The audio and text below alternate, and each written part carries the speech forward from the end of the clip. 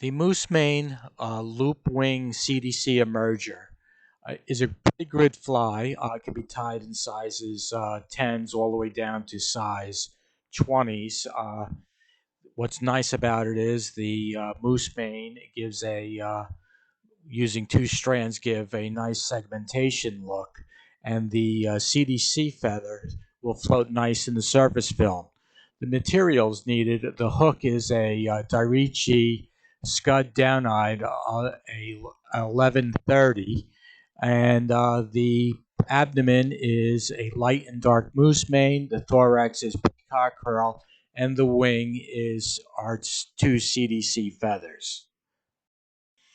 I'm starting with an emerger hook, which is a curved shank hook. I'm going to tie my thread 2 eye lengths back and then bring the thread back down towards the barb of the hook. And the challenge of these type of hooks is to find where the bend of the hook will be. So what we're trying to do is get to a 30-degree angle where the thread touches the point of the hook and then forms a 30-degree angle. That is where I'm going to stop the thread. That will be considered the bend of the hook. And now I will bring the thread to the mid-shank position. Now we're going to tie in the body. I will take a light and a dark moose mane hair. I will secure it together, making sure that the light and the dark are side by side. I like to make sure that the dark one will be wrapped first and the white will be second. But I bring this all the way down to the bend of the hook, and now I'll bring my thread back to mid shank and trim the excess.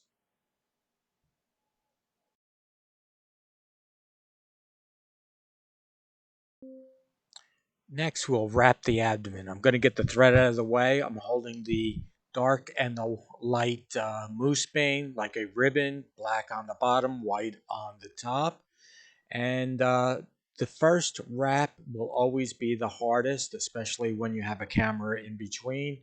So I just want to show you, wrap it. I'm going to struggle a little bit, but I don't like, they have to be touching wraps. So as I hold them together, I'm holding them pretty tight, and I'll start wrapping, making sure that the black is on the bottom and the white is on the top. So as I wrap each one touching wraps, it's like a ribbon. If they open up, I will just push it with my nail and just keep wrapping as I go up the shank of the hook.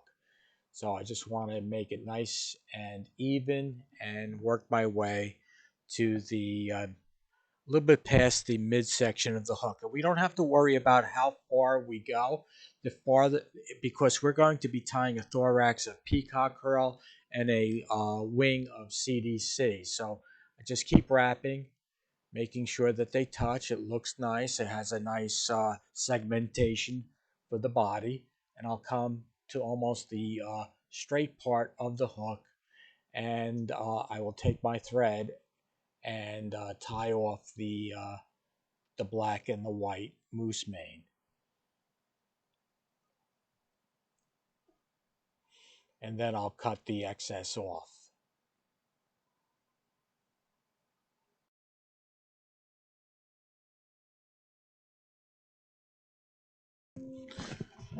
Now it's time to put coating on the wraps so that when a fish bites them, they don't break or unravel. So what I'm using here is a Solaris Bone Dry Plus, and I'm going to try to keep it nice and thin and then hit it with a UV light so that it hardens. You can use head cement, but you'll have to let it dry. This dries almost immediately.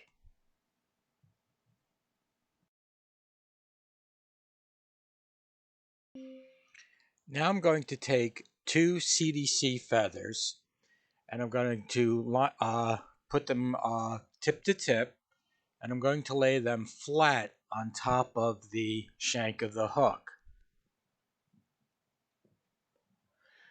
Now I'll secure the two feathers with the pinch loop method and lock them into place, but I'm going to do it loosely. So if I have to realign, touch them, move them into the right positions, I can. And I'm going to have them that they're curving upwards, and so that they fold over the thorax. So now that I have the size that I want, I'm locking them into place, and then I will just keep twisting them to make sure that they're on top of the shank of the hook. And then I'll trim the butts of the CDC feather and then finish locking them down with the thread. So I'll make sure I cover all the butt ends, and then I'll start going back towards the bend of the hook a little bit into the thorax area and lock the feathers into place. I'm going to take Peacock Herl. I'm going to take 2 strands and secure them in by the thick part, the butts, and bring the thread back so that I can get a thorax that is 1/3 the shank of the hook. This way, I'll have 1/3 of the thorax will be Peacock Herl, and 2/3 will be the abdomen. So this will be the thorax. I'm going to take one strand at a time. I'm going to wrap it like a dry fly hackle so that the flue stick perpendicular from the shank of the hook. This will give all those flue will give movement in the water, and will look pretty nice, give a nice full thorax. So I'll take my thread and secure the first one. Then I'll do the same thing with the second one. Let me cut the the excess off. And now I'll take the second strand and wrap it the same way. This will help secure and give a little bit of permanency and security to the first one, and then lock that into position just like the first Peacock Herl. And then I'll cut that off. Now I'm going to take the CDC and pull it over the thorax, but I'm going to create a loop, not just pull it over. Also, what I want to do is get my bodkin and flatten out the stem to make it even more pliable. So now I'm going to pull the CDC feathers, both of them, over the thorax, but I'm going to leave a loop, and I want to try to keep a loop so that it lines up with the barb of the hook. And if fibers stick out, that's great because it'll end up looking like a trailing shuck. So this will really give a nice look while it's floating on top of the water, and the CDC will help it float in the surface film. I'm going to cut the tips. You can leave the tips on, but for this fly, I'm going to cut them off. And then once they're cut, make sure you don't cut the loop. Now I'll build a little bit of a head.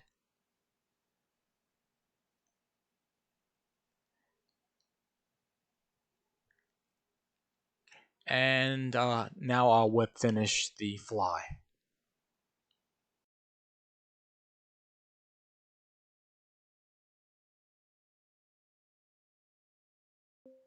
Now I'm going to take a little bit of head cement and just put a drop right onto the head. The thread wraps, they'll soak right in, and the fly is complete.